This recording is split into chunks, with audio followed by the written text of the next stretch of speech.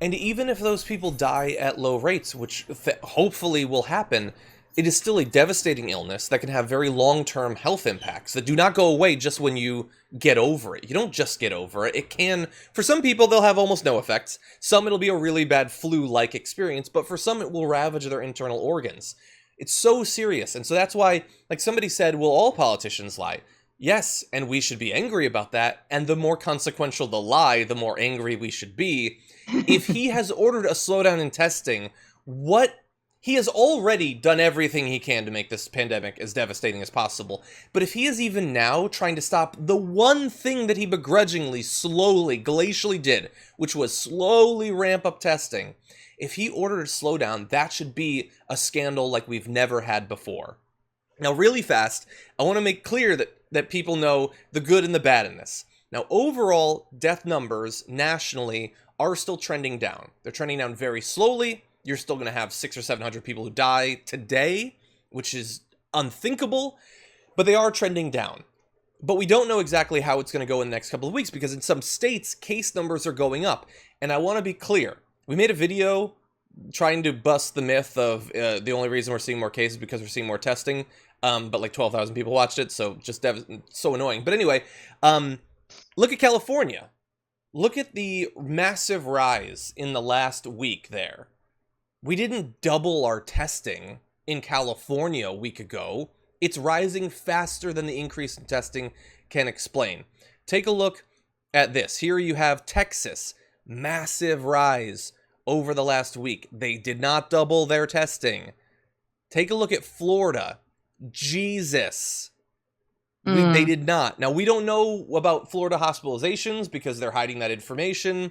Usually that's not what you do when you're doing really well, but you can imagine.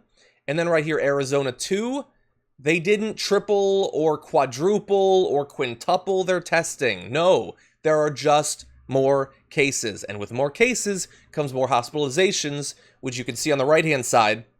Texas shooting up there. You can see Arizona as well. Again, we don't have numbers for Florida, but this is a devastating pandemic still.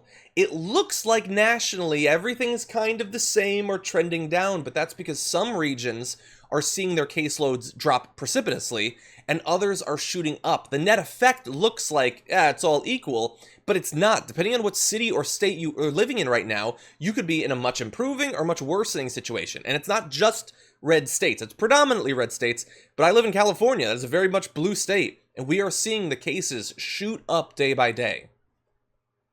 And I mean, it's also worth it to mention, and as a Californian, and I see people who are from Kansas and other places, and I am really sorry. I mean, I can't, at least our governors are taking it a little bit more seriously, but just they don't deserve all of our praise because anyone can take this more seriously than Trump can. So I still think we need to hold them accountable. But I'm also slightly scared about, is there a halt on sort of internal flights? Can people from Arizona easily get to California? Absolutely. Totally. We aren't trying to, no state is actually safe from this. And we know that these super spreader events, I made fun of the rally, but it's not just the rally. The super spreader event can be one sick person going to a reopened restaurant, right? One sick person going to a reopened hair salon, whatever that is.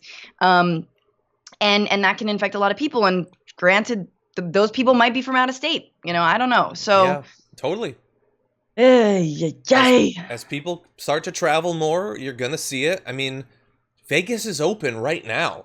There are people playing blackjack as we film this, and they're not wearing masks.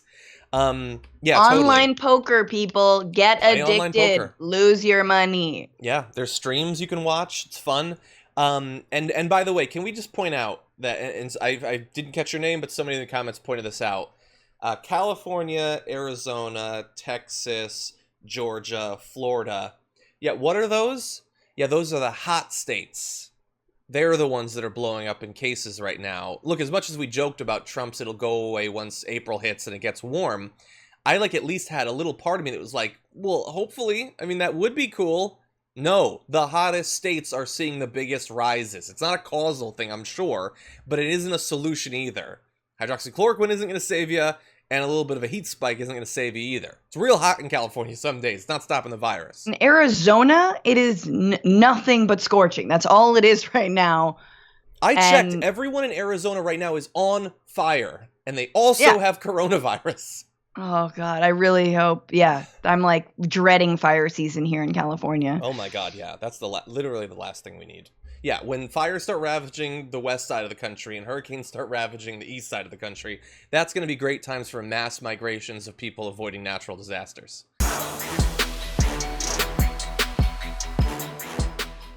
For more political news breakdowns, interviews, stories of activism, and me trying my hardest to care about the occasional big celebrity news story, subscribe to our YouTube channel at youtube.com/thedamagereport. And you can ring the bell wherever it is so you don't miss anything.